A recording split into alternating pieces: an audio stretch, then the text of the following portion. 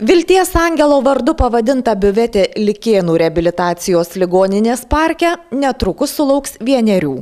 simbolinės sukakties, kuomet praeitą rudenį čia vėl ištryško gydomoji versmė. Paankstinti šventės dieną priežasčių būta. Ji tapo tarptautinė, sulaukta garbios medikų delegacijos iš Ukrainos, Lietuvos Respublikos Seimo, vyriausybės.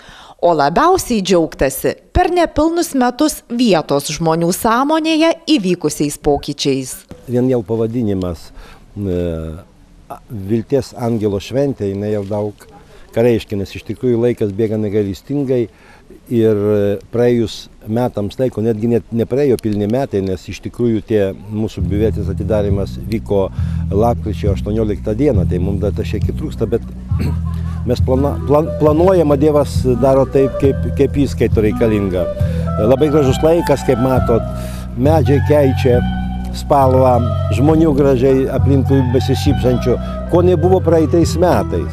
O tai jau praėjo tik metai laiko.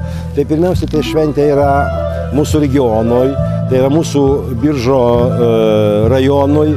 Be jokios abejonės šventė yra darbuotojams mūsų įstaigos. Planų daug, nesustosim, tiek neseniai kalbėjom su mūsų vietiniu klebonu dėl mūsų planų. Praėjo mūsų parko direktorius, kuris tikrai aktyviai įsilėjo į šitą darbą, keliant mūsų šitos viestovės ir prestižą, ir tos laikus, kur buvo čia daug žmonių, geros nuotaikos, žmonės galėjo atvažiuoti čia atsigauti ir dvasiškai, ir fiziškai pakvėpavo šito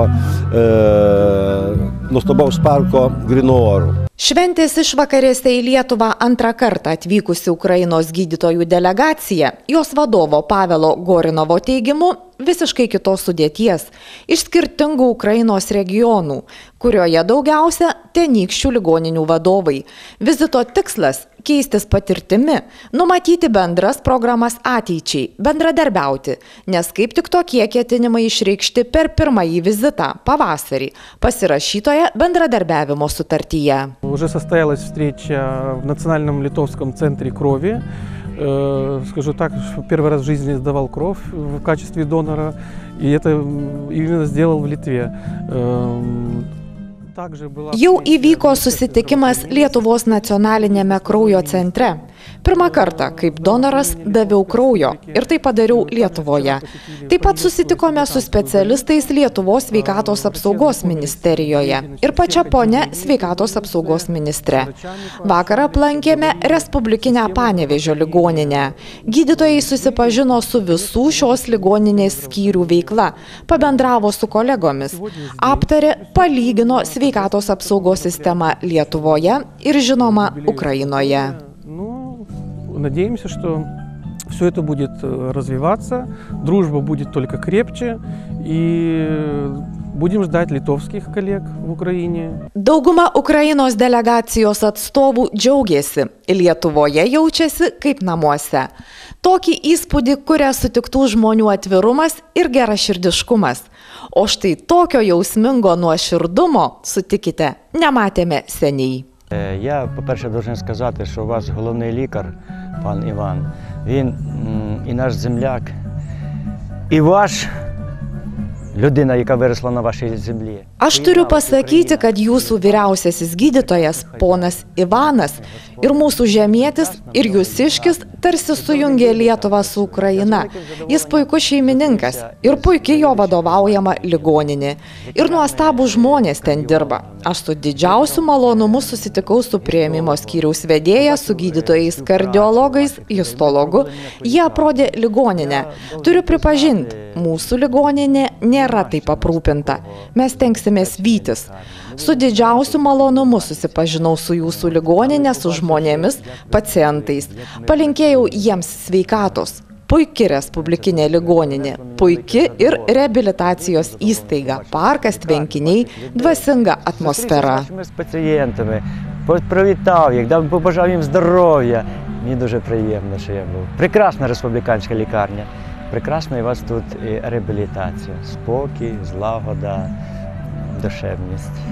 Odesos sveikatos centro vyriausiasis gydytojas profesorius Igoris Igorjevičius Adovskis sako, jog su Lietuva jį sieja ilgametis ryšys – 50-mečiai. Ypač jis džiaugiasi faktu, jog Lietuva – sveikų miestų judėjimo dalyvė. То, что увидел я здесь, по-моему, всем городам. Tai, ką pamačiau čia, manau, kad visiems miestams – ir Šiauliams, ir Kaunui, ir Vilniui, ir Panevėžiui – galima priskirti šį statusą. Sveiki miestai – tai daugiaaspektis faktorius, kuomet žmonės ne tik rūpinasi savo sveikata, teikdami pirmenybę sveikam gyvenimo būdui, bet kuriama palanki bendra infrastruktūra. Būtent miesto struktūra, keliai, skverai, parkai, medicinos, socialinė pagalba. Visumoje tai duoda rezultatą. Žmonės gyvena sveikai. Sveikai ir ilgai. Mes to siekiam. Дает такой фактор, что люди живут здорово. Здорово и долго. Мы к этому стремимся. Pasak profesoriaus, susipažinusio su daugybė Europos ir pasaulio miestų, jam mieliausios Baltijos šalių sostinės. Na, o kaip medikas, apžiūrėjęs Panevėžio ligoninę, reziumuoja. Я в восторге от больницы Поневежец. Когда я читаю курс по демографии... Aš sužavėtas Panevėžio ligoninė. Kuomet skaitau demografijos kursą, mes kalbam apie gimstamumo, mirtingumo rodiklius. Tai šita ligoninė numatyta 100 000 Panevėžio gyventojų iš viso 150 000 apskrityje. Na, pas mus Odesoje vienintelė tokia. O čia Lietuvoje 5 tokios ligoninės. Tai jūsų privalumas. Kur kas geresnė aparatūra. Geresnė. Galiu sąžiningai pasakyti. Ir tikriausiai kur kas atsakingesnis medikų požiūris į savo pareigas. Aišku, tokia išvyka negalėjo įvykti, jeigu jos iniciatoriumi nebūtų tapęs Panevėžio ligoninės vyrgydytojas Ivanas. Mūsiškis, ukrainietis, gimęs Ukrainoje. Man patinka, kad jis sugebėjo save realizuoti čia ir pakilti į tokį lygmenį, jog šiandien vadovauja milžiniškai ligoniniai. И мне нравится, что он сумел себя реализовать здесь. И видите, подняться на такой уровень, как возглавляет громадную больницу. Likėnuose pirmą kartą viešinti sveikatos apsaugos viceministrė Jadviga Zinkevičiūtė neslepia nuostabos.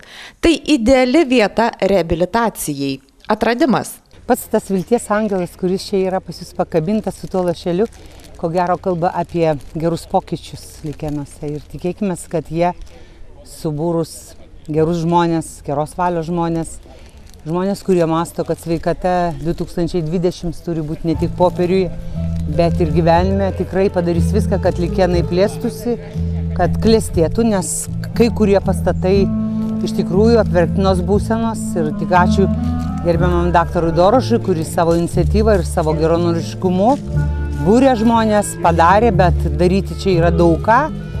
Ir tikėkime, kad tai bus dar vienas iš gražiausių Lietuvos kampelių, kur ne tik iš aplinkinių miestų važiuos, bet, manau, turės galimybę atvažiuoti ir užsienio, ne tik svečiai, bet ir žmonės, kurie gydysis.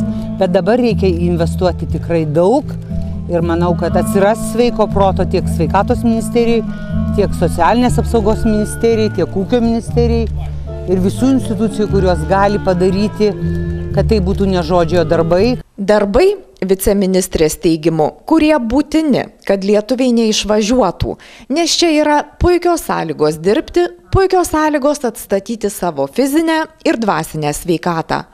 Vadinasi, Likėnai gali tikėtis valstybės institucijų paramos. Grįžusi aš dar kartą labai atsakingai referuosiu ir bet kokiuose susitikimuose su vyriausybės atstovais paprašysiu, kad jie patys neklausytų, neskaitytų laikraščių ir lankstinuko. Šiandien turėdama ilgą kelią iš Vilniaus perskaičiau dar kartą visą labai gražią Likėnų istoriją. Tai žmonės, kurie investavo į tautą ir išliko iškilų žmonės. Tai mums visiems, pradedant nuo mažiausių viceministrų ir visų absoliučiai atsakingų žmonių, kurie skirsto pinigus, reikia skirstyti ne prieš rinkimus, ne tam, kad žmonės balsuotų, o skirstyti tada, kai matyti ateitį Lietuvos. Čia yra puikiai Lietuvos ateitis.